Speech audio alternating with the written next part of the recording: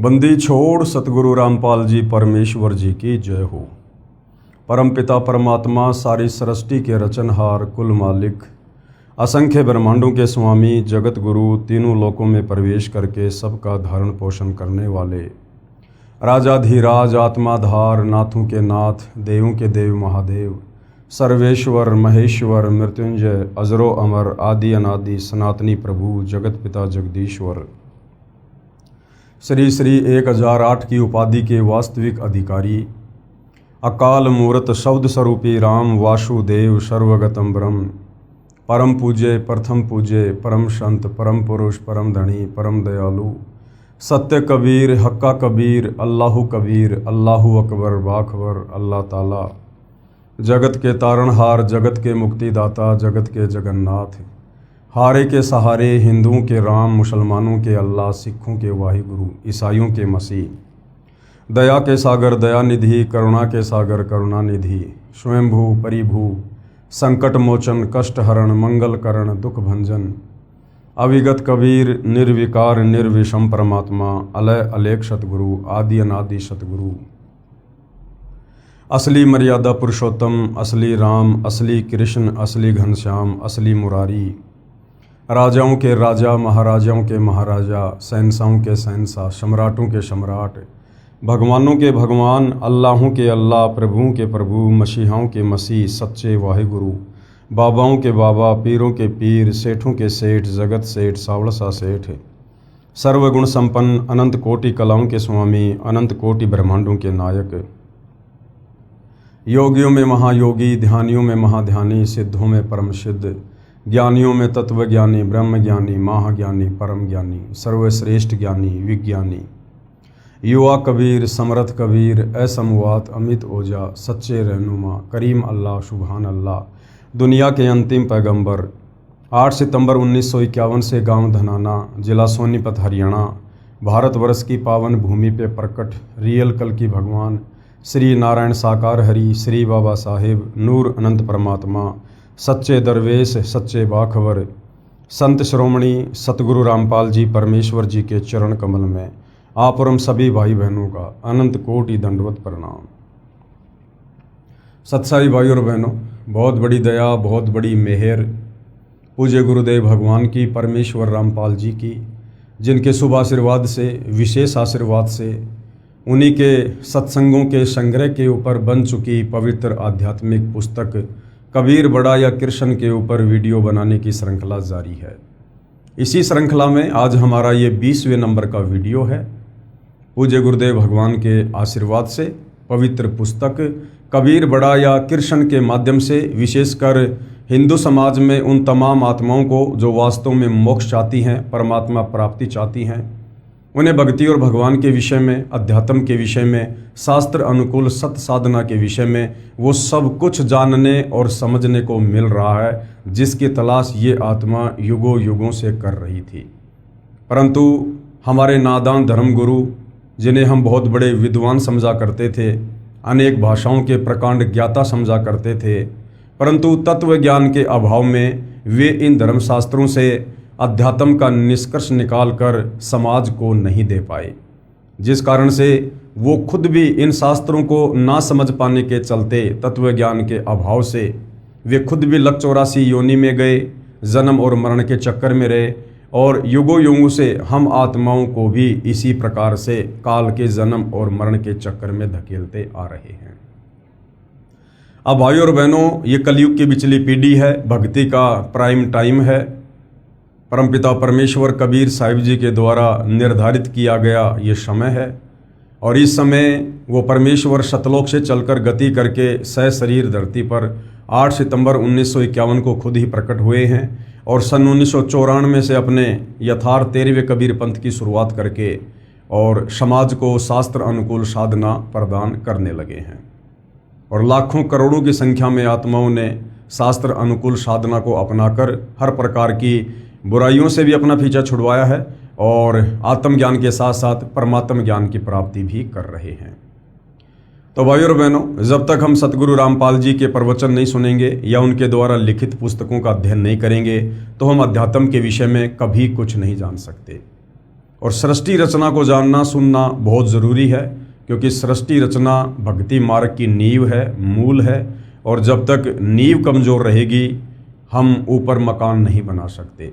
अर्थात यदि अध्यात्म की नींव सृष्टि रचना को हम नहीं समझेंगे तो हम भक्ति मार्ग पर दृढ़ होकर नहीं लग सकते। तो इस पवित्र पुस्तक कबीर बड़ा या कृष्ण में हमारा जो टॉपिक चल रहा है वो है जनता की अदालत। जनता की अदालत में जज खुद जनता है, क्योंकि जनता पढ़ी लिखी है, शिक्षित है, अपनी आंखों से सर्व धर्मशास्त्रों को देखकर निर्णय कर सकती है कि हमारे धर्मशास्त्रों में अध्यात्म के विषय में क्या कुछ लिखा हुआ है। और मामला चल रहा है कबीर बड़ा या कृष्ण कि सुप्रीम गॉड कौन है, सारी सृष्टि का रचयिता कौन है, सर्व आत्माओं का उत्पत्ति करता कौन है। और गीता अध्याय 17 श्लोक नंबर 23 में जो ओम तत् सत 3 मंत्र हैं ये किस परमेश्वर के हैं। और गीता अध्याय 15 श्लोक नंबर 17 में जिस उत्तम पुरुष के विषय में बात की गई है कि उत्तम पुरुष है तू अन्य परमात्मा इति उदाहरते ये लोग तेरम अवश्य विवर्ति अव ईश्वरे। वो उत्तम परमेश्वर कौन है, सर्वोत्तम परमात्मा कौन है, सबसे सुप्रीम भगवान कौन है जो तीनों लोकों में प्रवेश करके सबका धारण पोषण करता है। तो जनता की अदालत में श्री कृष्ण उर्फ विष्णु जी को उत्तम पुरुष बताते हुए उनके वकील साहिबान के रूप में हिंदू समाज के सर्व धर्मगुरु आचार्य शंकराचार्य खड़े हैं, और इधर कबीर जी को सुप्रीम गॉड बताते हुए कबीर जी के वकील सतगुरु रामपाल जी खड़े हैं। और सतगुरु रामपाल जी ने, जैसा कि आपने पिछले अनेक वीडियो में देख लिया है, उन्हीं हिंदू धर्म ग्रंथों का हवाला देकर कोर्ट में दिखाकर, जिन हिंदू धर्म ग्रंथों का हवाला देकर ये नादान धर्मगुरु श्री कृष्ण जी को सुप्रीम गॉड साबित करने की नाकाम कोशिश कर रहे थे, सतगुरु रामपाल जी ने सर्व जनता की आंखें खोल दी कि तुम्हारे वेदों में, गीता जी में, पुराणों में सुप्रीम गॉड श्री कृष्ण उर्फ विष्णु को नहीं बल्कि कबीर जी को बताया गया है। अब जनता शिक्षित है, इसलिए अपनी आंखों से अपने ही धर्मशास्त्रों में सर्व प्रमाण देखकर जागरूक हो रही है और सतगुरु रामपाल जी से अध्यात्म के विषय में सवाल जवाब कर रही है। बहुत सारी प्रश्नोत्तरी आप जी देख चुके हैं, वीडियो बन चुके हैं। वर्तमान में जो जनता का सवाल है वो तीर्थों को लेकर है कि ये हमारे नादान धर्मगुरु हमें तीर्थों पर, धामों पर जाने की सलाह देते हैं कि वहाँ जाने से आपके पुण्य बनेंगे, आपको सांसारिक लाभ होंगे, आपकी घर गृहस्थी में लाभ होगा। तो जनता पूछ रही है कबीर जी के वकील सतगुरु रामपाल जी से, क्या इन धामों और तीर्थों पर जाने से कोई लाभ है, क्या कोई पुण्य प्राप्ति है। तो सतगुरु रामपाल जी ने सर्वप्रथम जनता को समझाया कि ये धाम क्या हैं, तीर्थ क्या हैं, क्यों बने हैं, पीछे का इतिहास क्या है। जब तक ये नहीं समझोगे आप वहाँ जाने से रुक नहीं सकते। तो किस प्रकार से ज्वाला देवी मंदिर बना, वैष्णो देवी मंदिर बना, किस प्रकार से जगन्नाथपुरी मंदिर बना, बद्रीनाथ बना, केदारनाथ बना, ये सारी जानकारी सतगुरु रामपाल जी ने समझाई है। जैसे शुक्र तीर्थ है, सरस्वती तीर्थ है, ये कैसे बने हैं ये जानकारी भी उन्होंने जनता को उन्हीं के पुराणों से दिखा कर समझाई है। तो अंत में फिर जनता ने कहा कि ये बात तो हमें आपकी समझ में आ गई कि इन धामों पर, इन तीर्थों पर जाने से कोई फायदा नहीं है, क्योंकि ये धाम और तीर्थ तो एक यादगार मात्र हैं। किसी साधु संत महात्मा ऋषि ने वहाँ बैठकर अपनी भक्ति तपस्या की थी, उसके बाद लोगों ने यादगार बनाए रखने के लिए कोई मंदिर बना दिया, आगे चलकर उसकी पूजा शुरू हो गई और नादान जनता वहाँ पुण्य प्राप्ति के लिए जाने लगी, जबकि वास्तव में शास्त्रों के अनुसार वो एक मनमाना आचरण है। तो अब आप हमें ये बताइए कि वास्तव में सबसे बढ़िया शुद्ध तीर्थ क्या है, जिस तीर्थ में स्नान करने से हमें पुण्य मिले, हमारी आत्मा का कल्याण हो जाए। तो अब जनता की अदालत में जनता को सतगुरु रामपाल जी शुद्ध तीर्थ के विषय में, सर्वश्रेष्ठ तीर्थ के विषय में जानकारी दे रहे हैं कि वो क्या है। पवित्र पुस्तक कबीर बड़ा या कृष्ण पेज नंबर 184, तीर्थ तथा धाम क्या है। अब सर्वश्रेष्ठ तीर्थ क्या है जो प्रत्येक मानव शरीरधारी स्त्री पुरुष ने करना चाहिए, जिस तीर्थ में स्नान करने के लिए आप और हमें परमपिता परमेश्वर जी ने ये अनमोल मनुष्य जन्म प्रदान किया है। प्रश्न है सर्वश्रेष्ठ तीर्थ कौन सा है जिससे सर्व तीर्थों से अधिक लाभ मिलता है। उत्तर दे रहे हैं सतगुरु रामपाल जी, सर्वश्रेष्ठ चित्त शुद्ध तीर्थ है। चित्त शुद्ध तीर्थ, चित्त यानी जो हमारे मन को शुद्ध कर दे, हमारी आत्मा को निर्मल कर दे, हमें ज्ञान से परिपूर्ण कर दे, वो सबसे सर्वश्रेष्ठ तीर्थ है। और हिंदू धर्मशास्त्रों से ही सतगुरु रामपाल जी प्रमाणित करके बताएंगे कि चित्त शुद्धि तीर्थ सबसे सर्वश्रेष्ठ तीर्थ है। चित्त शुद्ध तीर्थ अर्थात तत्वदर्शी संत का सत्संग सर्व तीर्थों से श्रेष्ठ है। चित्त कैसे शुद्ध होगा, मन कैसे शुद्ध होगा? गीता अध्याय 4 श्लोक 34 के अनुसार तत्वदर्शी संत के सत्संग सुनने से, जिसमें आत्मज्ञान और परमात्म ज्ञान दोनों का समावेश होता है और साथ में शास्त्र अनुकूल साधना भी साधक को मिलती है। श्री देवी पुराण छठा स्कंद अध्याय 10 पेज नंबर 417 पर लिखा है, हमारे ही धर्म ग्रंथों में, हमारे ही पुराणों में लिखा है कि सर्वश्रेष्ठ तीर्थ चित्त शुद्धि तीर्थ है। व्यास जी ने राजा जनमेजय जैसे कहा, राजन, यह निश्चय है कि तीर्थ देह संबंधी मैल को साफ कर देते हैं। कि ये जितने भी तीर्थ बने हुए हैं, किसी नदी के किनारे, किसी तालाब के किनारे, वहां जाकर जल में स्नान करने से हमारे शरीर का मैल तो साफ हो सकता है। और ये शरीर का मैल तो भाई और बहनों हम अपने घर में एक बाल्टी पानी की भर के बाथरूम में रख के ढंग से रगड़ रगड़ के नहाने से भी साफ कर सकते हैं। लेकिन जब तक हम चित्त शुद्धि तीर्थ में डुबकी नहीं लगाएंगे, तत्वदर्शी संत के प्रवचनों को नहीं सुनेंगे, तब तक हमारा चित्त शुद्ध नहीं हो सकता। किंतु मन के मैल को धोने की शक्ति तीर्थों में नहीं है। तीर्थ केवल शरीर के मैल को साफ कर सकते हैं, लेकिन मन में जो मैल है, जो पांचों विकारों वाला मैल जमा हुआ है, काम, क्रोध, मोह, लोभ, अहंकार, इसके उपरांत जो ये राग, द्वेष, ईर्ष्या, छल, कपट, मन मुटाव, धोखाधड़ी, चोरी, जारी, निंदा, चुगली, कपटबाजी, मिलावटखोरी, रिश्वतखोरी, कालाबाजारी, ये जो तरह तरह के मैल हमारी आत्मा के ऊपर इस काल ने चिपका रखे हैं, ये तीर्थों के जल में नहाने से साफ नहीं हो सकते। उसके लिए तो अपने तत्वदर्शी संत के सत्संग सुनने पड़ेंगे। किंतु मन के मैल को धोने की शक्ति तीर्थों में नहीं है। चित्त शुद्ध तीर्थ गंगा आदि तीर्थों से भी अधिक पवित्र माना जाता है। यदि भाग्यवश चित्त शुद्ध तीर्थ सुलभ हो जाए, क्योंकि भाई और बहनों सर्व पदार्थ है जगमाही और भाग बिना नर पावत नाई। तत्वदर्शी संत की शरण, उनके प्रवचन भी बिना मजबूत भक्ति संस्कार के मानव शरीरधारी आत्मा को नसीब नहीं हो सकते। यानी सबके भाग्य में तत्वदर्शी संत की शरण में आना नहीं होता है।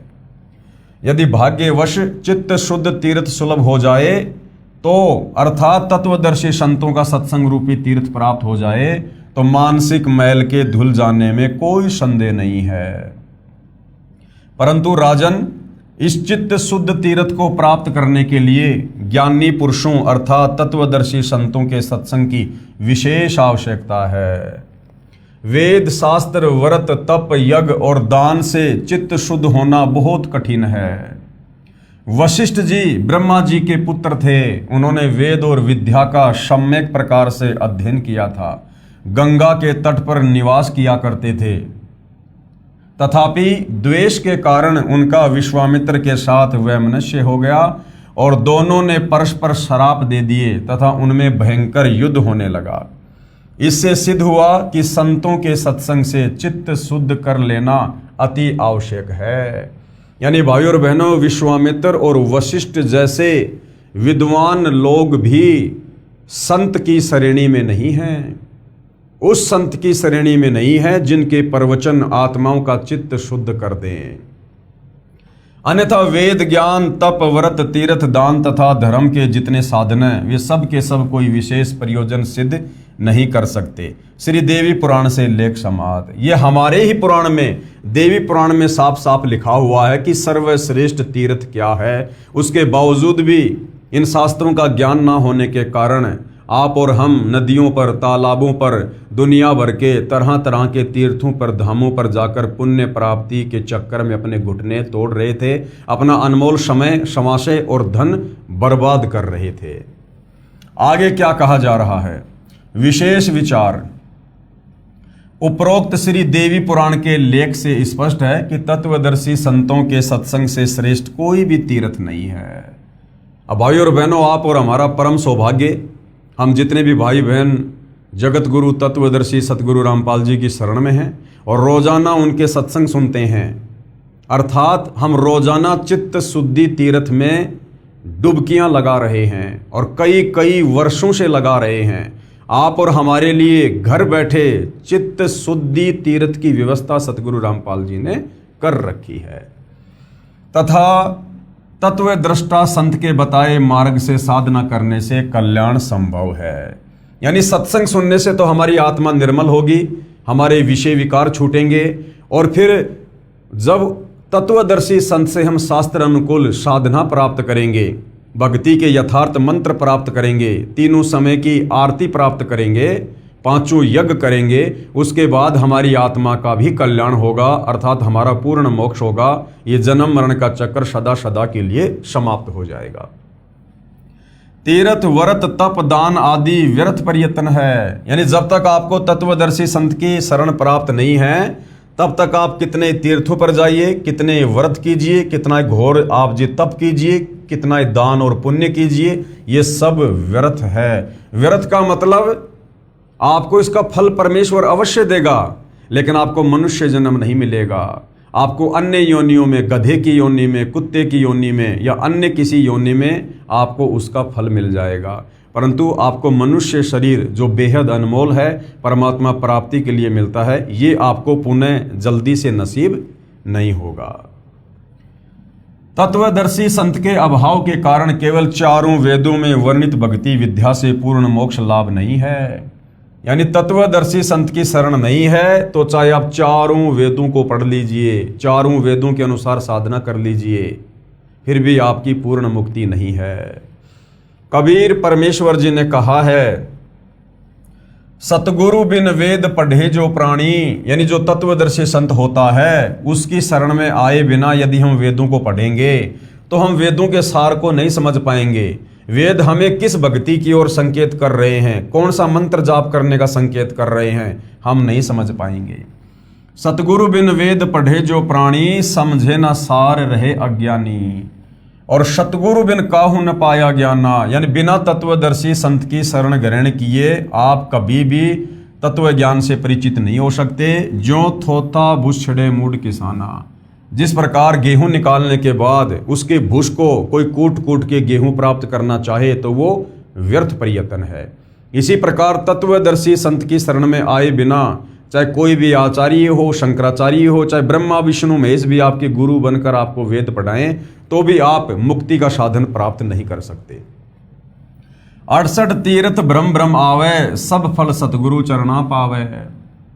जो 68 प्रकार के तीर्थ हमारे नादान धर्म गुरुओं ने हिंदू श्रद्धालुओं को बता रखा है कि वहां जाने से पुण्य मिलेगा, मोक्ष होगा, आप उन 68 तीर्थों पर कितना ही भटक लीजिए, पूरी जिंदगी भटक लीजिए, जब तक आप तत्वदर्शी संत की शरण में नहीं आएंगे और शास्त्र अनुकूल साधना नहीं करेंगे आपकी मुक्ति लाख जन्म भी नहीं है। कबीर तीर्थ कर कर जग मुआ, उड़े पानी नहाए, सत नाम जपा नहीं काल घसीटे जाए।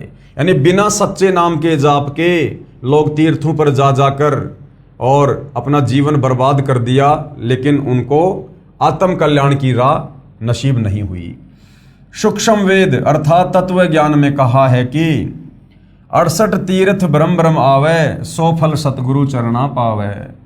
गंगा यमुना बद्री समेते, जगन्नाथ धाम है जेते, बर में फल प्राप्त होए न जेतो, गुरु सेवा में फल पावे ते। तो ये जितने भी प्रकार के तीर्थ हैं, गंगा यमुना बद्रीनाथ जगन्नाथ, इन सभी तीर्थों पर धक्के खाने से हमें कोई पुण्य कोई लाभ नहीं है, और जो लाभ आप इन तीर्थों पर जाकर प्राप्त नहीं कर सकते उससे असंख्य गुना ज्यादा लाभ घर बैठे यदि आप तत्वदर्शी संत की शरण में है तो उनके द्वारा बताई गई भक्ति साधना करने से और उनकी सेवा करने से आप जी प्राप्त कर लेते हैं। कोटिक तीर्थ सब कर आवे, चाहे आप करोड़ों तीर्थ कर लो और गुरु जी के चरणों में फल तुरंत ही पावे। तत्वदर्शी संत के चरणों में आपको करोड़ों तीर्थों से भी ज्यादा फल प्रतिदिन नसीब होता है।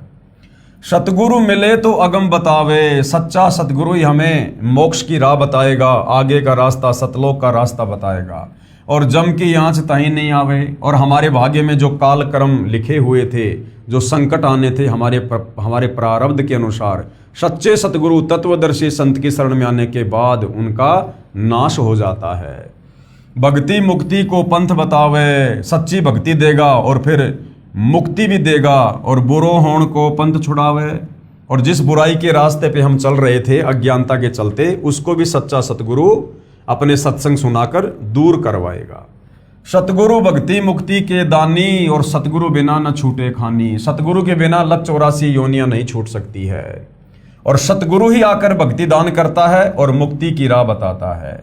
सतगुरु गुरु सुर तरु सुर धेनु समाना, यानी जो सच्चा सतगुरु होता है, तत्वदर्शी संत होता है, वो स्वर्ग में जो कल्प वृक्ष है और कामधेनु है, जिसके पास में जाने से सर्व मनोकामना पूर्ण हो जाती है, सच्चा सतगुरु उससे भी कहीं ज्यादा लाभदायक है।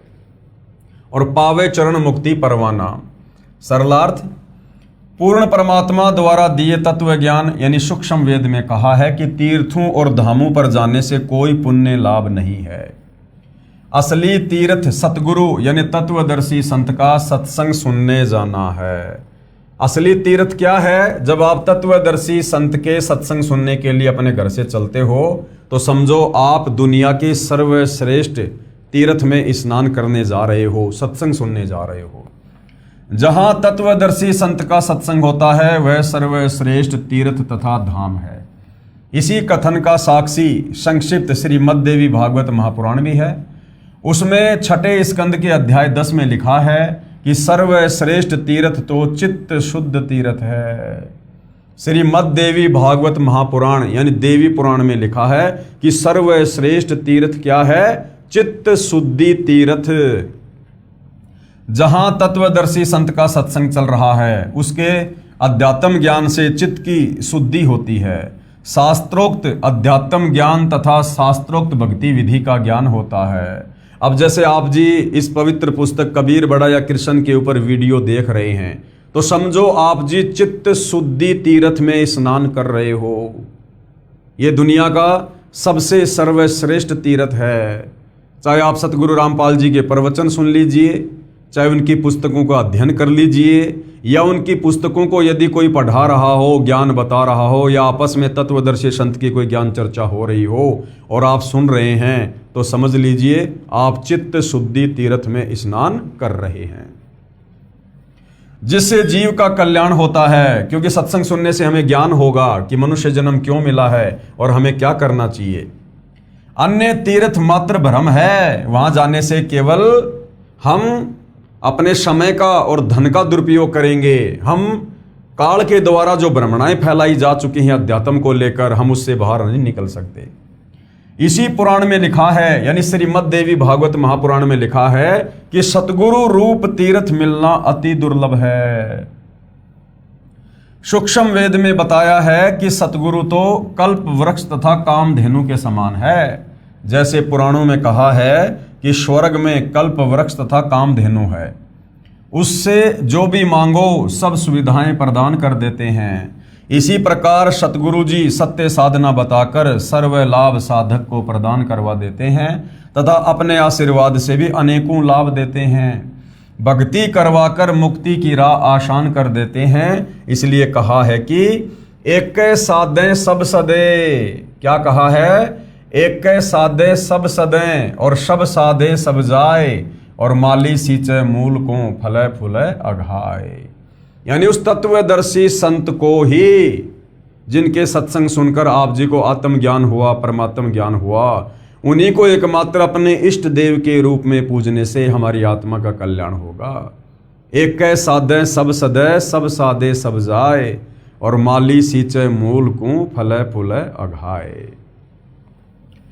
गुरुदेव ने क्या अर्थ किया है? शब्दार्थ, एक सतगुरु रूप तीर्थ पर जाने से सब लाभ मिल जाता है।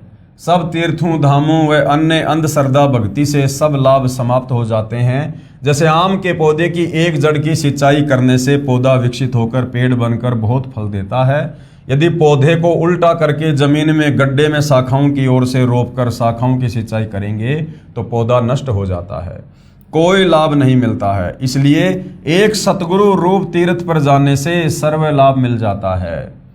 जैसा कि संक्षिप्त श्रीमद् देवी भागवत महापुराण में लिखा है कि सतगुरु रूप तीर्थ मिलना अति दुर्लभ है, परंतु आप जी को सतगुरु रूप तीर्थ अति सुलभ है। क्यों?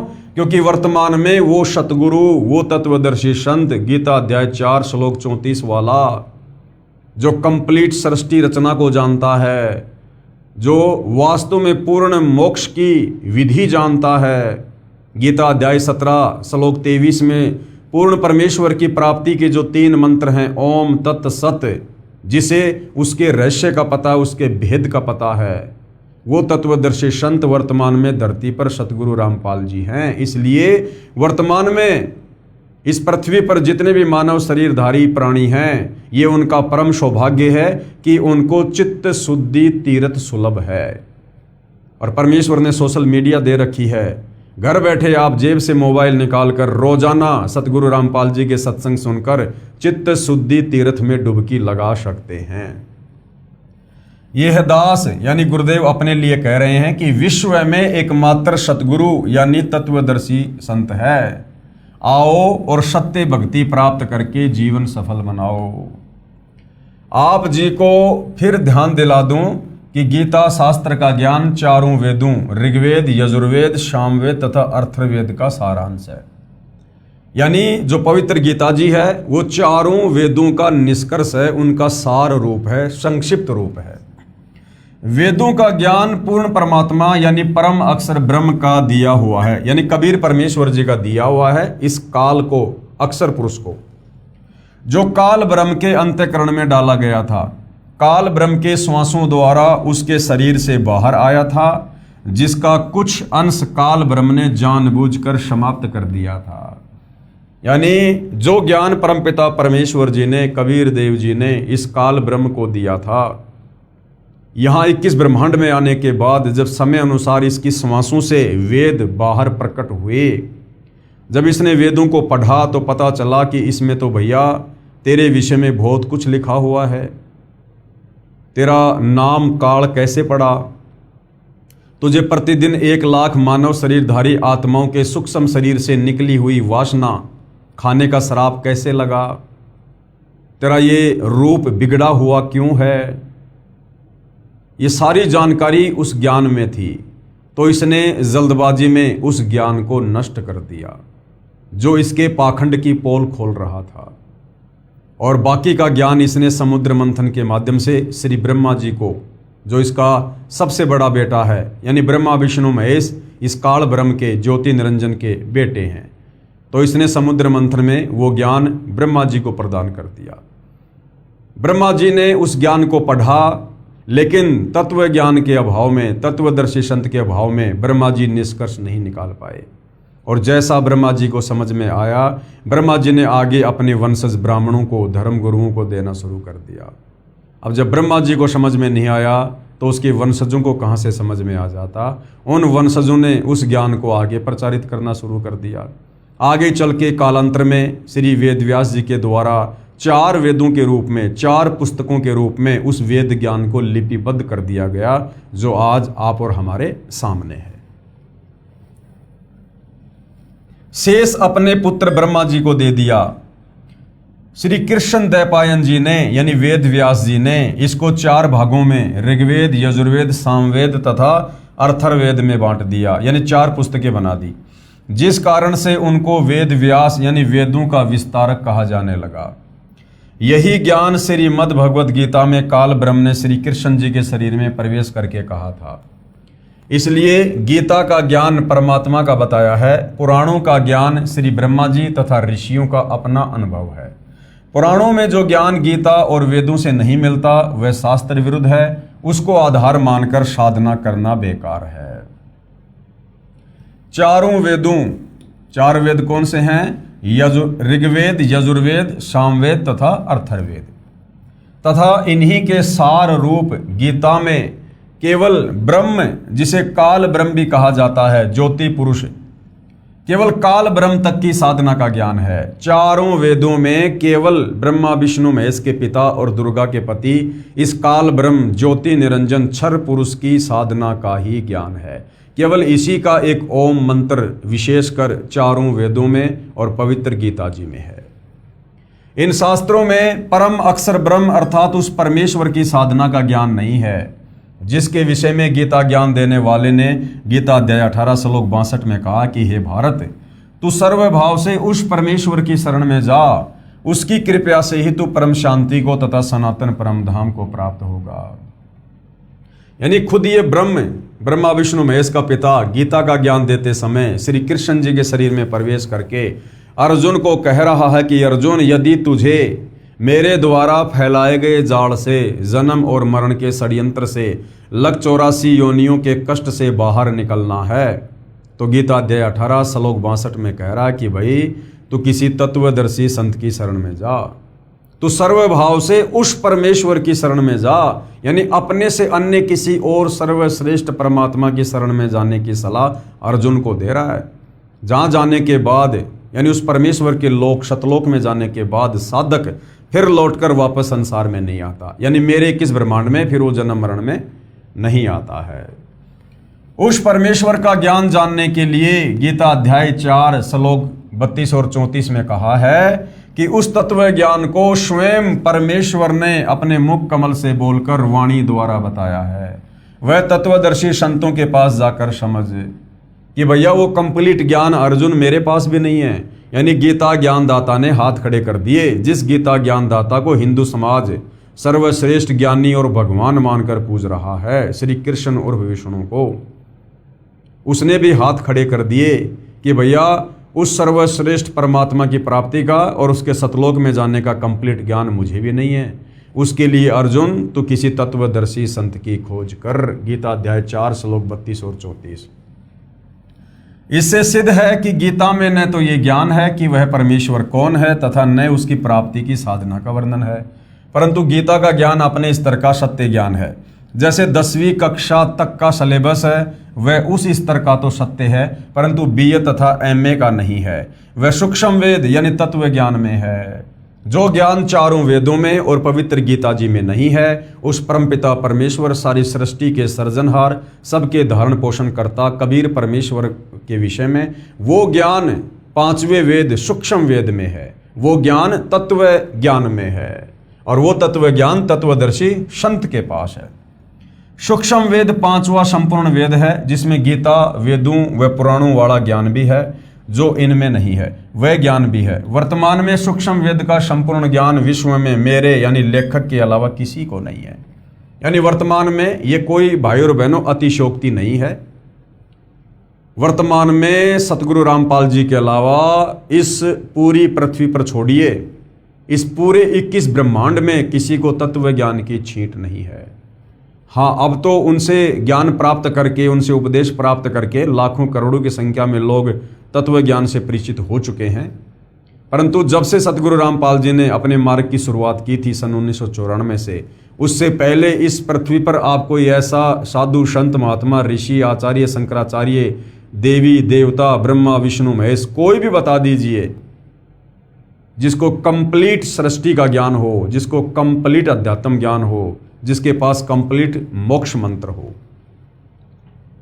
श्रीमद् भगवत गीता में पितर व भूत पूजा व देवता पूजा करने का परिणाम बताया है कि भूत व पितर बनेंगे, अगर श्राद्ध निकालेंगे, भूत पूजेंगे तो भूत बनेंगे, तथा देवताओं के पुजारी देवताओं को प्राप्त होंगे, यानी उनके नौकर लगेंगे। जो जिनकी पूजा करता है उसी के लोक में जाता है।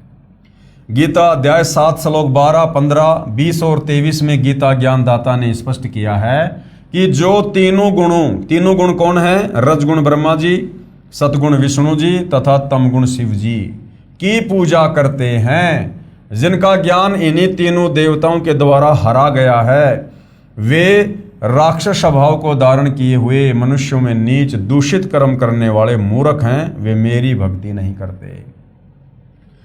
देखो भाई और बहनों, कैसा निर्णायक ज्ञान पवित्र गीता जी अध्याय 7 श्लोक 12 से 15 में और 20 से 23 में दिया गया है। गीता का ज्ञानदाता ये काल ब्रह्म, ब्रह्मा विष्णु महेश का पिता, जिसको क्षर पुरुष भी कहते हैं, ज्योति निरंजन भी इसी को कहते हैं। ये क्लियर कर रहा है गीता अध्याय 7 श्लोक नंबर 12 से 15 में कि जो व्यक्ति तीनों गुणों की पूजा करते हैं, तीनों गुण क्या हैं? रजगुण ब्रह्मा, सतगुण विष्णु, तमगुण शंकर। और आज 99% हिंदू समाज इन्हीं तीनों देवताओं की पूजा में संलग्न है। और क्या कहा जा रहा है कि जो व्यक्ति इन तीनों गुणों की पूजा करते हैं, इनकी साधना करने के चलते जिनका ज्ञान हरा जा चुका है, यानी जिनकी बुद्धि भ्रष्ट हो चुकी है, जो इनसे ऊपर किसी को भगवान नहीं मानते, किसी को पूजना पसंद नहीं करते अज्ञानता में, उन भक्तों को, यानी ब्रह्मा विष्णु महेश के भक्तों को ब्रह्मा विष्णु महेश के पिता काल ब्रह्म ने, गीता ज्ञानदाता ने 4 गालियां दी हैं। राक्षस स्वभाव को धारण किए हुए मनुष्यों में नीच दूषित कर्म करने वाले मूर्ख, गीता ज्ञानदाता कहता है कि मुझ ब्रह्म की ओम नाम की साधना भी नहीं करते। अब बताओ भाइयों और बहनों, यदि हमारे नादान धर्म गुरुओं को तत्व ज्ञान होता, यदि इन्होंने इन शास्त्रों का निष्कर्ष निकाला होता, तो क्या ये हमारे से ब्रह्मा विष्णु महेश की पूजा करवाते? कदापि नहीं करवाते। इसलिए परमेश्वर कहते हैं, गुरु बिन काहू न पाया ज्ञाना, जो थो था बू छड़े मूड किसाना। पेश है प्रमाण के लिए गीता अध्याय 7 श्लोक 12 से 15 की फोटो कॉपियां। अगले पृष्ठों पर गीता अध्याय 7 श्लोक 12 की फोटो कॉपी। अब जनता की अदालत में सतगुरु रामपाल जी जनता को, विशेषकर उस जनता को जो ब्रह्मा विष्णु महेश को सुप्रीम गॉड मानकर उसी की साधना कर रही है, उस जनता को दिखा रहे हैं। ये श्लोक आप जियों के सामने है भाइयों और बहनों, लिखा हुआ है, ये च एवं सात्विका भावा राजसा तामसा च ये मत एवं इति तान विद्धि न तू अहम तेसु ते मयि। ये देखिएगा, एक तरफ इस श्लोक में संस्कृत है, सामने हिंदी है। और भी जो सत्व गुण से उत्पन्न होने वाले भाव और जो रजोगुण से तथा तमोगुण से उत्पन्न होने वाले भाव हैं, उन सबको तू मुझसे ही होने वाले ऐसा जान, परंतु वास्तव में उनमें मैं और वे मुझ में नहीं हैं। ये काल ब्रह्म, ब्रह्मा विष्णु महेश का पिता क्या कह रहा है कि ब्रह्मा विष्णु महेश जो एक एक गुण से युक्त हैं और उनके द्वारा जो भी कार्य हो रहे हैं, यानी ब्रह्मा जी के रजोगुण के माध्यम से जीव बाई फोर्स दबाव में आकर संतान उत्पत्ति करते हैं, विष्णु जी के सतोगुण के प्रभाव से आपस में मोह ममता में बंधे हुए हैं, और शंकर जी के तमोगुण के प्रभाव से राग द्वेष ईर्ष्या लड़ाई झगड़ा मार पिटाई मुकदमेबाजी, ये जो भी कुछ उन तीनों गुणों से हो रहा है, उसका निमित्त करता, उसका मूल कारण मैं काल ब्रह्म हूं, क्योंकि मैंने ही इनको एक एक गुण से युक्त कर रखा है। और मैंने ही अपने स्वार्थ के लिए, अपने भोजन के लिए, जो मुझे प्रतिदिन 1 लाख जीव खाने पड़ते हैं तपस्या पर भून भून कर, मैंने अपने भोजन की व्यवस्था के लिए इन तीनों पुत्रों को एक एक गुण से युक्त करके और आप लोगों को जो है इस प्रकार से फांस रखा है। कहने का मतलब है कि जो भी कुछ ब्रह्मा विष्णु महेश के माध्यम से हो रहा है, उसका मूल कारण मैं ही हूं, लेकिन ये मुझ में नहीं और मैं इसमें नहीं, यानी मैं इनसे अलग रहता हूं, इनको एक एक गुण से युक्त करके। गीता अध्याय 7 श्लोक 12 का भावार्थ यह है कि गीता ज्ञान देने वाला काल ब्रह्म ज्योति निरंजन काल है, इसको श्रापवश 1 लाख मानव स्त्री पुरुष खाने होते हैं, उसके लिए इसने अपने तीनों पुत्रों को गुण युक्त उत्पन्न किया है। रजगुण युक्त ब्रह्मा जी, सतगुण युक्त विष्णु जी तथा तमगुण युक्त शिव जी को अपनी पत्नी श्री देवी दुर्गा के गर्भ से उत्पन्न किया है। गीता जी अध्याय 14 श्लोक नंबर 3 और 4 इसका प्रमाण है। ब्रह्मा जी के रजगुण के प्रभाव से प्रभावित सब प्राणी भोग विलास करके संतान उत्पत्ति करते हैं। विष्णु जी के सतगुण के प्रभाव से प्रभावित होकर सब प्राणी एक दूसरे से मोह ममता के कारण जकड़े हुए हैं। जैसे पिता का संतान से मोह, माता का संतान से मोह, बच्चों का माता पिता से मोह, संपत्ति से मोह, यानी विष्णु जी से निकल रहा सतगुण का प्रभाव सब जीवों को एक दूसरे से बांध के रखता है। इसे स्थिति स्थापित करना कहा है। शिव जी के तमगुण के प्रभाव से युद्ध होते हैं, हजारों लाखों सैनिक मारे जाते हैं, आपसी कलह झगड़े होते हैं। तीनों देवता श्री ब्रह्मा जी, श्री विष्णु जी तथा श्री शिव जी काल ब्रह्म के खाने के लिए व्यवस्था करते हैं। अधिक जानकारी सृष्टि रचना इसी पुस्तक के पेज नंबर 389 पर हम आगे पढ़ेंगे। इसलिए गीता अध्याय 7 श्लोक 12 में गीता ज्ञानदाता ने कहा है कि रजगुण ब्रह्मा से, सतगुण विष्णु से तथा तमगुण शिव से जो भी कुछ हो रहा है उन सब को तू मुझसे ही होने वाला जान। यानी मूल कारण मैं काल ब्रह्म हूं जो बाई फोर्स ब्रह्मा विष्णु महेश के माध्यम से करवा रहा हूं। यानी सब मेरी योजना के अनुसार हो रहा है, परंतु मैं उनमें नहीं और वे मुझ में नहीं, क्योंकि काल ब्रह्म ये ब्रह्म लोक में गुप्त रहता है, उस तक किसी की पहुंच नहीं है। इसलिए कहा है कि मैं उनमें नहीं और वे मुझ में नहीं। प्रमाण के लिए पेश है गीता अध्याय 7 श्लोक 13 की फोटोकॉपी। त्रिभी गुणमय भावे एभि सर्वम इदम जगत मोहितम न अभि जानाति माम एभे परम अव्यम। क्या कहा गया है? गुणों के कार्य रूप सात्विक, राजस और तामस, इन तीनों प्रकार के भावों से ये सारा संसार प्राणी समुदाय मोहित हो रहा है। इसलिए इन तीनों गुणों से परे मुझ अविनाशी को नहीं जानता। ये काल ब्रह्म कह रहा है कि ये सारा संसार तीनों गुणों के प्रभाव से प्रभावित हो रहा है। रजगुण ब्रह्मा, सदगुण विष्णु, तमगुण शंकर, इनसे निकल रहे गुणों से पूरा प्राणी समुदाय ये बुरी तरह से जकड़ा हुआ है और इनसे परे ये मुझे नहीं जानते, मेरी पूजा नहीं करते। अध्याय 7 श्लोक 13 का भावार्थ है कि गीता ज्ञानदाता ने कहा है कि जो थोड़ी राहत ये देवता अपने साधक को देते हैं उसी के कारण सारा प्राणी समुदाय यानी जगत इन्हीं पर मोहित हो रहा है। इन तीनों गुणों देवताओं से परे मुझ अविनाशी को नहीं जानता, यानी मेरी पूजा के महत्व से अपरिचित हैं।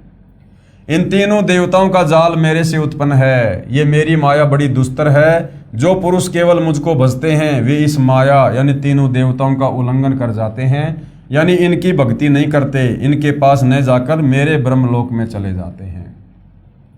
इसके कहने का मतलब है यदि ब्रह्मा विष्णु महेश की पूजा को त्याग कर अगर मुझ काल ब्रह्म की ओम नाम की साधना की जाए तो मैं आपको लंबे समय के लिए ब्रह्मलोक में रहने के लिए जगह दे देता हूँ। और भाइयों बहनों, इस काल की ओम नाम की साधना करके जो साधक इसके ब्रह्मलोक में जाते हैं, जो 21 ब्रह्मांड की सर्वश्रेष्ठ उपलब्धि है, वो कितने दिन रहेंगे वहाँ पर? केवल 1 कल्प तक। और 1 कल्प का समय गुरुदेव ने कितना बताया? ब्रह्मा जी का 1 दिन, यानी 1008 चतुर्युग तक आप जी ओम नाम की साधना करके आप इस काल के ब्रह्मलोक में रह सकते हो, केवल ब्रह्मा जी के 1 दिन तक। उसके बाद फिर आपको नीचे पटका जाएगा गीता अध्याय 8 श्लोक 16 के अनुसार कि ब्रह्मलोक पर्यंत सर्वलोक पुनरावर्ती में है, यानी ब्रह्मलोक में गया हुआ साधक भी वापस जन्म और मरण में आता है, लक 84 में जाता है, तपतशिला का कष्ट भोगता है, नरक की यातना सहन करता है। पेश है प्रमाण के लिए गीता अध्याय 7 श्लोक 14 की फोटोकॉपी। देवी ही ऐसा गुणमयी मम माया दुरत्या माम एवं ये परपदंते मायाम एताम तरंती ते। क्या कहा गया है? क्योंकि यह अलौकिक अर्थात अति अद्भुत त्रिगुणीमयी मेरी माया, यानी ये ब्रह्मा विष्णु महेश के माध्यम से जो पूरे संसार को जकड़े हुए है, ये त्रिगुणीमयी माया ये बड़ी दुस्तर है, यानी बड़ी खतरनाक है। परंतु जो पुरुष यानी जो भगत केवल मुझको ही निरंतर भजते हैं, यानी ओम नाम की साधना करते हैं, काल को भजते हैं, वे इस माया को उल्लंघन कर जाते हैं, अर्थात संसार से तर जाते हैं। यहां पर तर जाने का मतलब ये नहीं है कि उनका मोक्ष हो जाता है। ब्रह्मा विष्णु महेश की साधना से थोड़ा सा उत्तम लाभ वो काल की साधना करके ब्रह्मलोक में जाके प्राप्त कर सकते हैं। बस गीता अध्याय 7 श्लोक 15 में गीता बोलने वाला काल ब्रह्म ने कहा है कि जिनकी बुद्धि इन तीनों देवताओं से आगे नहीं चलती, कि ब्रह्मा विष्णु महेश से भी आगे कोई भगवान है, कोई परमात्मा है, कोई भक्ति है, जो ये सुनना और जानना पसंद नहीं करते हैं, जिनकी बुद्धि इन तीनों गुणों के द्वारा हरी जा चुकी है, जिनका ज्ञान इस त्रिगुणमयी माया यानी रजगुण ब्रह्मा, सतगुण विष्णु तथा तमगुण शिव के द्वारा हरा जा चुका है, यानी जो इन्हीं की भक्ति करते हैं वे राक्षस स्वभाव को धारण किए हुए मनुष्यों में नीच दूषित कर्म करने वाले मूर्ख लोग मुझको यानी गीता ज्ञान दाता काल ब्रह्म को भी नहीं भजते। कहाँ प्रमाण है? प्रमाण के लिए पेश है गीता अध्याय 7 श्लोक 15 की फोटोकॉपी। नए माम दुष्कृतिन मूढ़ा प्रबदन्ते नराधमा मायमा अपहेत ज्ञाना आशुरम भावम आश्रिता। माया के द्वारा यानी ब्रह्मा विष्णु महेश की भक्ति के द्वारा, वो त्रिगुणी माया रजगुण सतगुण तमगुण के द्वारा जिनका ज्ञान हरा जा चुका है, ऐसे आशुर स्वभाव को धारण किए हुए मनुष्यों में नीच दूषित कर्म करने वाले मूढ़ लोग मुझको नहीं भजते। इसी संबंध में कुछ घटनाएं पेश हैं। यानी गीता अध्याय 7 श्लोक 12 से 15 में गीता ज्ञानदाता काल ब्रह्म ने अपने तीनों पुत्रों रजगुण ब्रह्मा, सतगुण विष्णु और तमगुण शंकर की भक्ति पूजा करने वालों को जो 4 गालियां दी हैं, राक्षस स्वभाव को धारण किए हुए मनुष्यों में नीच दूषित कर्म करने वाले मूर्ख, ऐसा क्यों कहा है उसके विषय में कुछ उदाहरण पेश किए जा रहे हैं कि ब्रह्मा विष्णु महेश के साधकों की क्या स्थिति है। रजगुण ब्रह्मा के उपासकों का चरित्र यानी श्री ब्रह्मा जी की भक्ति करने वाले भक्तों का चरित्र। एक हिरण्यकशिपु ब्राह्मण राजा था। किसी कारण उसको भगवान विष्णु यानी सतगुण से ईर्ष्या हो गई। उस राजा ने रजगुण ब्रह्मा जी देवता को भक्ति करके प्रसन्न किया। ब्रह्मा जी ने कहा कि पुजारी मांगो, क्या मांगना चाहते हो? हिरण्यकशिपु ने मांगा कि सुबह मरूं न शाम मरूं, बाहर मरूं न भीतर मरूं, दिन मरूं न रात मरूं, 12 मास में ना मरूं, न आकाश में मरूं न धरती पर मरूं, न मानव से मरूं न पशु पक्षी से मरूं। ब्रह्मा जी ने कहा तथास्तु। ब्रह्मा जी ने वरदान दे दिया। इसके पश्चात हिरण्यकशिपु ने अपने आप को अमर मान लिया कि मैं तो अमर हो गया, और अपना नाम जाप करने को कहने लगा। पूरी नगरी में सबको आदेश दे दिया कि भैया मेरा नाम जपो, विष्णु का नाम जाप करना छोड़ दो। हिरण्यकशिपु हिरण्यकशिपु ये नाम जाप करना है, क्योंकि वो विष्णु जी का दुश्मन था। जो विष्णु का नाम जपता उसको मार देता। उसका पुत्र प्रहलाद विष्णु जी की भक्ति करता था, उसको कितना सताया था। यानी गुरुदेव भगवान ने बताया कि हिरण्यकशिपु ने अपने 8-10 वर्षीय पुत्र भगत प्रहलाद को 84 प्रकार की यातनाएं दी थी भयंकर। कभी पहाड़ से नीचे गिराया, कभी सर्पों के बीच में डाल दिया, कभी तेल के कड़ाहे में डाल दिया, कभी जल्लादों से मरवाने का प्रयास किया। इस प्रकार की 84 प्रकार की यातना दी। लेकिन पूर्व जन्मों की भक्ति से मजबूत भक्ति संस्कारों के कारण और कबीर परमेश्वर का हंस होने के कारण वो हिरण्यकशिपु भगत प्रहलाद के विश्वास को तोड़ नहीं पाया और अंत में कुत्ते वाली दुर्गति को प्राप्त हुआ। उसका पुत्र प्रहलाद विष्णु जी की भक्ति करता था, उसको कितना सताया था। हे धर्मदास, यानी धर्मदास जी को कबीर परमात्मा जिंदा बाबा के रूप में बता रहे हैं कि हे धर्मदास, कथा से तो आप परिचित हैं। भावार्थ है कि रजगुण ब्रह्मा का भगत हिरण्यकशिपु राक्षस कहलाया, कुत्ते वाली मौत मारा गया। राक्षस स्वभाव को धारण किए हुए मनुष्यों में नीच दूषित कर्म करने वाले मूर्ख, ये 4 गालियां इसलिए ब्रह्मा विष्णु महेश के पुजारियों को दी गई है क्योंकि ये लोग कोई भी उल्टा कार्य करने से पीछे नहीं हटते। रावण तथा भस्मासुर की कथा, जो तमगुण श्री शंकर जी की पूजा करते थे। अब तमगुण श्री शंकर जी के पुजारियों की क्या हालत है, इसलिए 4 गालियां दी गई हैं। तमगुण शिव जी के उपासकों का चरित्र। लंका के राजा रावण ने तमगुण शिव की भक्ति की थी। उसने अपनी शक्ति से 33 करोड़ देवताओं को कैद कर रखा था। फिर देवी सीता का अपहरण कर लिया। उसका क्या हाल हुआ आप सब जानते हैं। तमगुण शिव का उपासक रावण राक्षस कहलाया, सर्वनाश हुआ और निंदा का पात्र बना। इसलिए गीता अध्याय 7 श्लोक 12 से 15 में ब्रह्मा विष्णु महेश की पूजा करने वालों को राक्षस स्वभाव धारण किया हुआ कहा गया है। अन्य उदाहरण दिए जा रहे हैं। आप जी को भस्मासुर की कथा का ज्ञान तो है ही। भगवान शिव यानी तमोगुण की भक्ति भस्मागिरी करता था। वह 12 वर्षों तक शिव जी के द्वार के सामने ऊपर को पैर और नीचे को सिर यानी शीर्षासन करके भक्ति तपस्या करता रहा। एक दिन पार्वती जी ने कहा, हे महादेव, आप तो समर्थ हैं, आपका भगत क्या मांगता है, इसे प्रदान कर दो प्रभु। भगवान शिव ने भस्मागिरी से पूछा, बोलो भगत क्या मांगना चाहते हो, मैं तुझ पर अति प्रसन्न हूँ। भस्मागिरी ने कहा, पहले वचनबद्ध हो जाओ तब मांगूंगा। यानी इन भक्तों को अपने भगवान पर विश्वास भी नहीं होता था। पहले उनको वचनबद्ध किया करते थे कि भगवान कहीं मुकर ना जाए। भगवान शिव वचनबद्ध हो गए। तब भस्मागिरी ने कहा कि आपके पास जो भस्म कंडा है वो मुझे प्रदान कर दो। शिव जी ने वह भस्म कंडा भस्मागिरी को दे दिया। अब वो भस्म कंडा भस्म कड़ा क्या था? शंकर जी अपने हाथ में एक वो कड़ा पहना करते थे। उसकी क्या खासियत थी?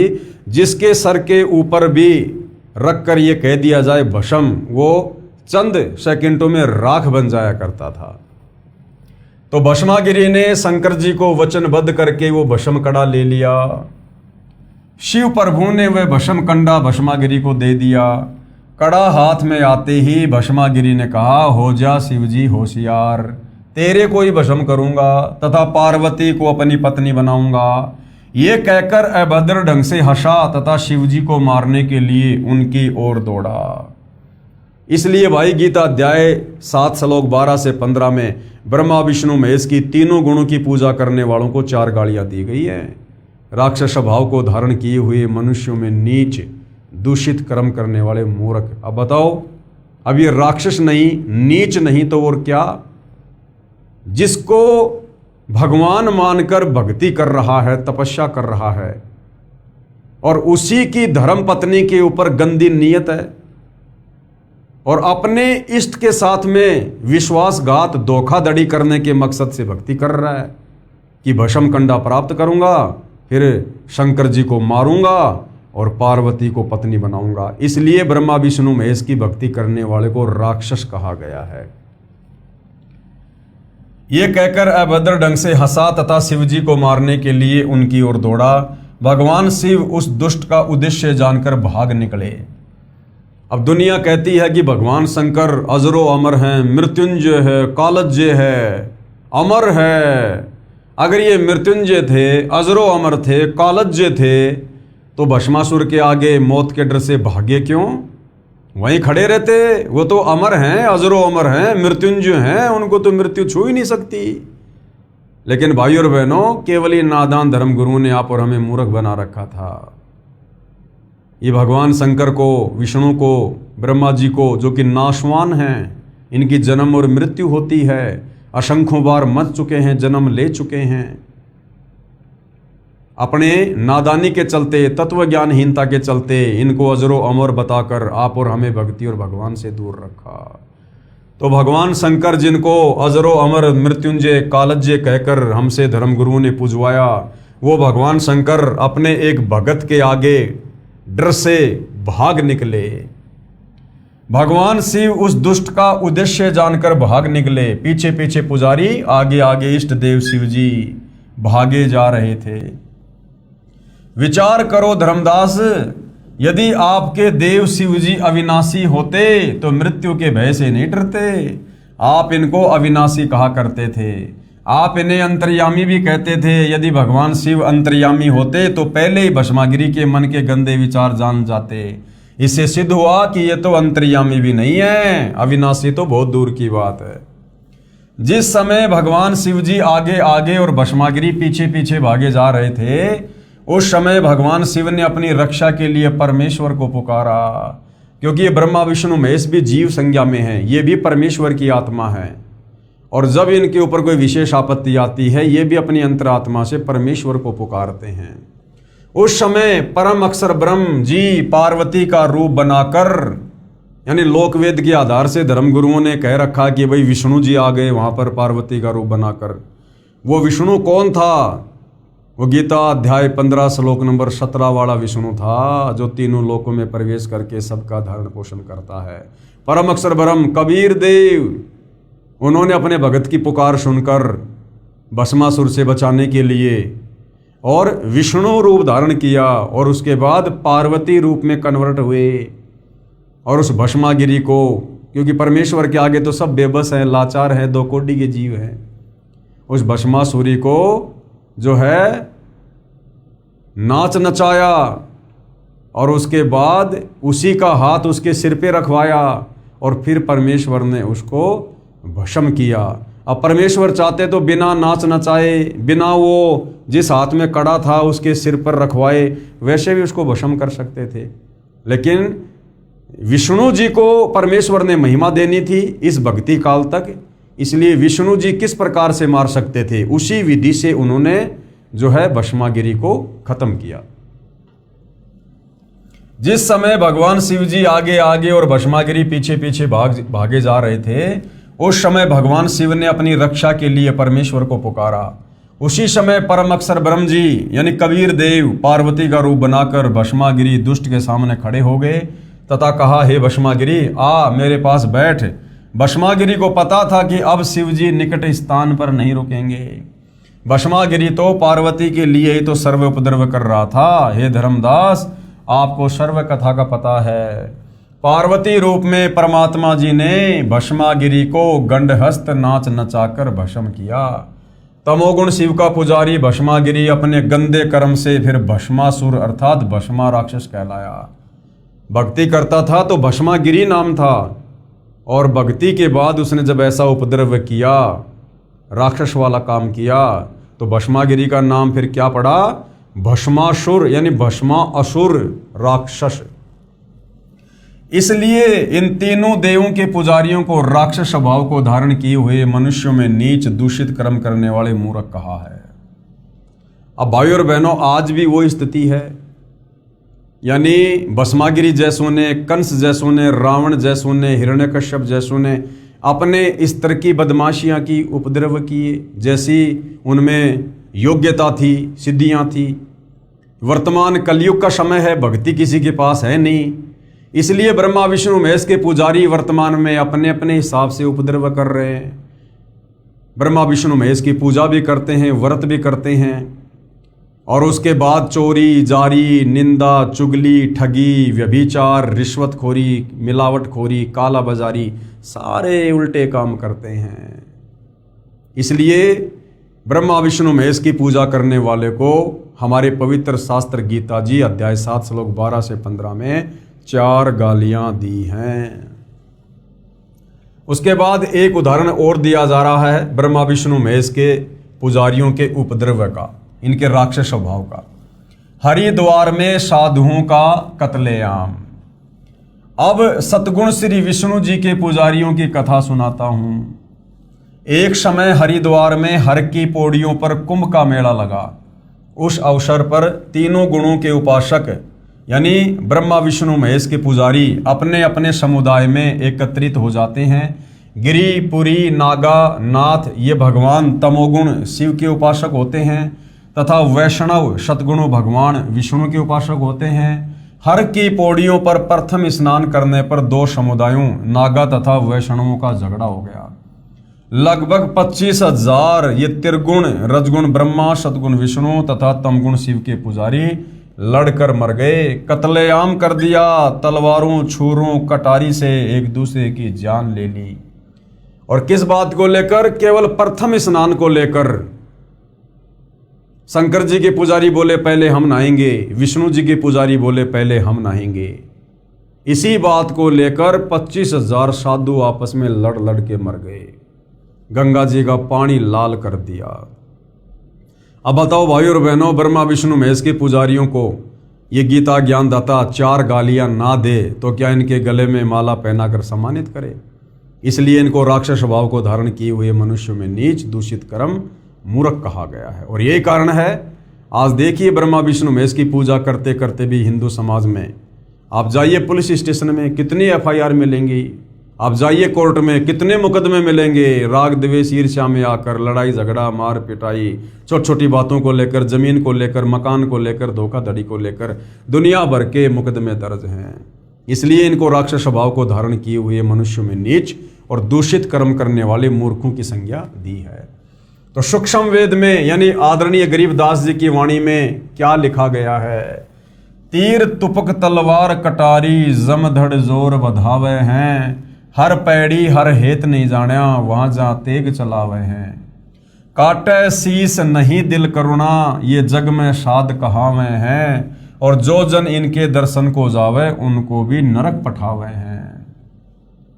हे धर्मदास, उपरोक्त सत्य घटनाओं से सिद्ध हुआ कि रजगुण ब्रह्मा जी, सतगुण विष्णु जी तथा तमगुण शिव जी की पूजा करने वालों को गीता अध्याय 7 श्लोक 12 से 15 में राक्षस स्वभाव को धारण किए हुए मनुष्यों में नीच दूषित कर्म करने वाले मूर्ख कहा है। परमेश्वर जिंदा जी के मुख कमल से उपरोक्त कथा सुनकर धर्मदास जी का सिर फटने को हो गया। धर्मदास जी मथुरा गए हुए थे, वहां कबीर परमात्मा जिंदा बाबा के रूप में मिले और धर्मदास जी को ज्ञान समझा रहे हैं कि धर्मदास तू किस विष्णु की साधना कर रहा है, ये तो शतोगुण युक्त है, ये काल का पुत्र है, और इसकी पूजा करने के लिए खुद गीता में अध्याय 7 श्लोक 12 से 15 में मना किया है। तो ये सारी सत्य कथा सुनकर, जो कथाएं धर्मदास जी ने अपने गुरु रूपदास से पहले ही सुन रखी थी, पुस्तकों में पुराणों में कथाएं पढ़ रखी थी, लेकिन तत्वदर्शी संत की शरण में आए बिना इन कथाओं को समझने वाली बुद्धि ओन नहीं होती। तो जब खुद तत्वदर्शी संत यानी कबीर परमेश्वर जी जिंदा बाबा रूप में कथा सुना रहे थे, तो धर्मदास जी की बुद्धि से काल दूर हो गया था और धर्मदास जी को सारी बातें बिल्कुल एज इट इज समझ में आने लगी, और ये सारी कथाएं सुनकर उनका सिर फटने को हो गया, चक्कर आने लगे। हिम्मत करके धर्मदास बोला, हे प्रभु, आपने तो मुझ ज्ञान के अंधे को आंखें दे दी दाता। उपरोक्त सर्व कथाएं हम सुना तथा पढ़ा करते थे, परंतु कभी विचार नहीं आया कि हम गलत रास्ते पर चल रहे हैं। आपका सौ बार धन्यवाद, आप जी ने मुझ पापी को नरक से निकाल दिया प्रभु, और उसी नरक से वर्तमान में सतगुरु रामपाल जी पूरे विश्व को बाहर निकालने के लिए पुनः धरती पर प्रकट हुए हैं। यदि कोई नरक से निकलना चाहे तो उनके सत्संग रूपी चित्त शुद्धि तीर्थ में स्नान करना चाहे तो। गीता अध्याय 7 के श्लोक 20 से 23 का उपरोक्त से संबंध है, जिनका भावार्थ है कि गीता अध्याय 7 श्लोक 20 से 23 तक का भावार्थ है कि जो गीता अध्याय 7 श्लोक 12 से 15 में कहा है कि तीनों गुण रजगुण श्री ब्रह्मा जी, सतगुण श्री विष्णु जी तथा तमगुण श्री शिव जी रूपी माया द्वारा जिनका ज्ञान हरा जा चुका है, अर्थात जो तीनों देवताओं की साधना करते हैं, वे राक्षस स्वभाव को धारण किए हुए मनुष्यों में नीच दुष्कर्म करने वाले मूर्ख मुझ ब्रह्म की पूजा नहीं करते। इसी के संबंध में गीता अध्याय 7 श्लोक 20 और 23 में कहा है कि जिनका ज्ञान उपरोक्त तीनों देवताओं द्वारा हरा जा चुका है, वे अपने स्वभाववश उन्हीं देवताओं की पूजा मनोकामना पूर्ण करने के मकसद से करते हैं। अर्थात गीता ज्ञानदाता कह रहा है, क्या कह रहा है कि मेरे से अन्य देवताओं की पूजा करते हैं। जो भगत जिस देवता की पूजा करता है उसकी श्रद्धा मैं ही उस देवता के प्रति दृढ़ करता हूँ। उस देवता के पुजारी को भी मेरे द्वारा उस देवता को दी गई शक्ति से ही प्राप्त होता है, परंतु उन मंद बुद्धि वालों अर्थात मूर्खों का वह फल नाशवान है, यानी वो नरक जाने से नहीं बच सकते। देवताओं के पूजने वाले देवताओं को प्राप्त होते हैं, यानी देवताओं के लोक में जाकर उनके नौकर बनते हैं, उनके गण बनते हैं, और मेरे भगत मुझे प्राप्त होते हैं। काल कह रहा है कि मेरी ओम नाम की साधना करने वाला मुझे प्राप्त होता है, यानी ब्रह्म लोक में जाता है। भावार्थ है कि जो ब्रह्मा विष्णु तथा शिव की पूजा या अन्य किसी देव की पूजा करते हैं, उन देवताओं की पूजा का फल नाशवान है, अर्थात वह पूजा व्यर्थ है। पेश है गीता अध्याय 7 श्लोक 20 से 23 की फोटोकॉपी। कामे तय तय हत ज्ञाना प्रपदन्ते अन्य देवता तम तम नियमम आस्ताये प्रकृत्या नियतः शवैया। उन भोगों की कामना द्वारा जिनका ज्ञान हरा जा चुका है, वे लोग अपने स्वभाव से प्रेरित होकर उस नियम को धारण करके अन्य देवताओं को भजते हैं अर्थात पूजते हैं। गीता अध्याय 7 श्लोक 21 की फोटोकॉपी। ये याम याम तनुम भक्तय श्रद्धा अर्चितुम इच्छति तस्से तस्से अचलाम श्रद्धाम ताम एवं विदधामि अहम। जो सकाम भगत जिस जिस देवता के स्वरूप को श्रद्धा से पूजना चाहता है, उस भगत की श्रद्धा को मैं उसी देवता के प्रति स्थिर करता हूं। यानी जिसके जैसे संस्कार हैं, जिसके पास जितने पुण्य हैं, उस आधार से उन लोगों को इन नीचे के देवी देवताओं की भक्ति में भी मैं काल ही लगाता हूं। गीता अध्याय 7 श्लोक नंबर 22 की फोटोकॉपी। स तया श्रद्धा युक्त तस्य आराधनम इहते लभते च तत्कामान मया एवं विहितान ही तान।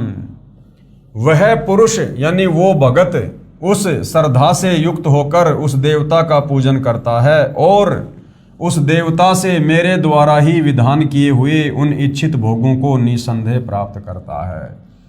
यानी जिस प्रकार कोई किसी सरपंच के साथ में बहुत अच्छे संबंध रखता है या एक गांव का सरपंच जो लाभ गांव वालों को दे सकता है, तो उस प्रांत का मुख्यमंत्री ये कह सकता है कि उस सरपंच से मिलने वाला लाभ भी मेरे द्वारा ही दिया जाता है। यानी वो सरपंच अपनी तरफ से एक फूटी कोड़ी भी गांव वालों को नहीं दे सकता। सरपंच को ऊपर से मिलता है, स्टेट से मिलता है, जिस कारण से वो आगे वितरित करता है। इसी प्रकार ये देवी देवता अपनी जेब से किसी को फूटी कोड़ी का लाभ नहीं दे सकते। इन देवताओं को भी एक पैकेज बना के दिया जाता है काल ब्रह्म के द्वारा कि जो तुम्हारी पूजा करेंगे उनको तुम केवल इतना ही फल या लाभ दे सकते हो। तो ये काल ब्रह्म कह रहा है कि जो इन देवी देवताओं की भी पूजा करते हैं ना, और जो थोड़ा बहुत लाभ ये प्राप्त करते हैं, वो लाभ भी मेरे द्वारा ही पैकेज बना के दिया जाता है। गीता अध्याय 7 श्लोक 23 की फोटोकॉपी। अंतवत तु फलम तेषाम तत् भवति अल्पमेध सामय देवान देव यज यान्ति मध्यका यान्ति माम अपि। परंतु उन अल्प बुद्धि वालों का वह फल नाशवान है तथा वे देवताओं को पूजने वाले देवताओं को प्राप्त होते हैं और मेरे भगत चाहे जैसे ही भजें अंत में मुझको ही प्राप्त होते हैं। अब भाइयों और बहनों, गीता में ब्रह्म काल की भक्ति भी अनुत्तम अर्थात घटिया कही गई है। हिंदुओं का पवित्र शास्त्र गीता जी जो चारों वेदों का निष्कर्ष रूप है, सार रूप है, संक्षिप्त रूप है, यानी चारों वेदों को आम व्यक्ति नहीं पढ़ सकता है, इसलिए चारों वेदों का सार महाभारत के युद्ध के दौरान इस काल ब्रह्म ने श्री कृष्ण जी के शरीर में प्रवेश करके अर्जुन को शॉर्ट में बता दिया। आगे चलकर श्री वेद व्यास जी के द्वारा उसको गीता रूप ग्रंथ में लिपिबद्ध कर दिया गया, जो आज आप और हमारे कर कमलों में है।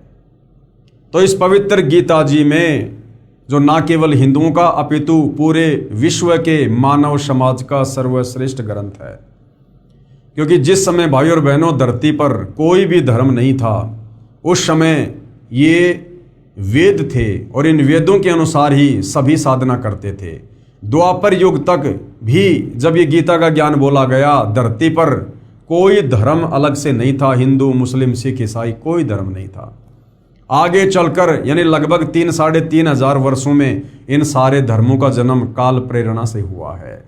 आप और हमें भक्ति में उलझाए रखने के लिए, आप और हमें पाखंड पूजा में उलझाए रखने के लिए, अपने अपने धर्म को, जातियों को, संप्रदाय को, समुदाय को सर्वश्रेष्ठ समझकर, और जब वो तत्वदर्शी संत धरती पर प्रकट हो तो उस समय कोई उसकी बात ना माने और अपने अपने धर्म अपनी अपनी पुस्तकों और ज्ञान को सर्वश्रेष्ठ मानकर उसी अज्ञान में उलझे रहे। तो ये काल का सुनियोजित षड्यंत्र था।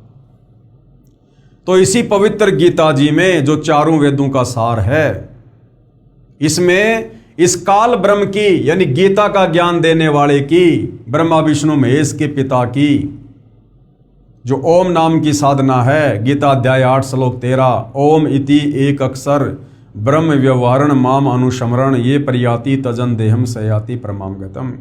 यानी चारों वेदों में और गीता जी में जो ओम नाम की साधना है काल ब्रह्म की, वो साधना भी व्यर्थ है, बेकार है, घटिया है, अनुतमाम है। ये काल ब्रह्म खुद गीता अध्याय 7 श्लोक 18 में कह रहा कि अर्जुन मेरी साधना भी अनुत्तम है, घटिया है। मेरी साधना से, ओम नाम की साधना से भी साधक पूर्णतया जन्म मरण से मुक्त नहीं हो जाता। लक 84 योनि में जाने से, गधा कुत्तर सुअर बनने से, नरक भोगने से नहीं बच सकता। तो ये क्यों कह रहा है, किस अध्याय में लिखा है, और यदि इसकी साधना भी अनुत्तम है, घटिया है, तो फिर सर्वश्रेष्ठ साधना किस प्रभु की है? इन तमाम बातों की जानकारी जनता की अदालत में कबीर जी के वकील सतगुरु रामपाल जी दे रहे हैं, और इस विषय को हम अगले वीडियो में देखेंगे। क्योंकि भाइयों और बहनों, सदियों से उलझा हुआ ये आध्यात्मिक ज्ञान है, और अभी तक हमें जो भी धर्मगुरु मिला केवल हमारे को शास्त्र विरुद्ध साधना बताने वाला ही मिला। और इस अज्ञान को एक से नहीं, दो से नहीं, सैकड़ों धर्मगुरुओं के मुख से, कथाओं के माध्यम से, पुस्तकों के माध्यम से सुनने के चलते हमारे अंतःकरण में अज्ञान जमा हो चुका है। इस अज्ञान को मिटाने के लिए आप और हमने चित्त शुद्धि तीर्थ में डुबकी लगानी ही पड़ेगी। तत्वदर्शी संत सतगुरु रामपाल जी के सत्संग सुनने पड़ेंगे, उनके द्वारा लिखित पुस्तकों को पढ़ना पड़ेगा, तब जाकर ये अज्ञान धीरे धीरे छूटेगा। तो नेक्स्ट टॉपिक में जनता की अदालत में इस विषय पर हम चर्चा करेंगे कि गीता ज्ञानदाता काल ब्रह्म भी अपनी ओम नाम की साधना को घटिया क्यों बता रहा है। तब तक भाई और बहनों, परमपिता परमेश्वर हम सबको आज्ञा दें, सद्बुद्धि दें, हमारा मार्गदर्शन करें। बंदी छोड़ सतगुरु रामपाल जी परमेश्वर जी की जय हो।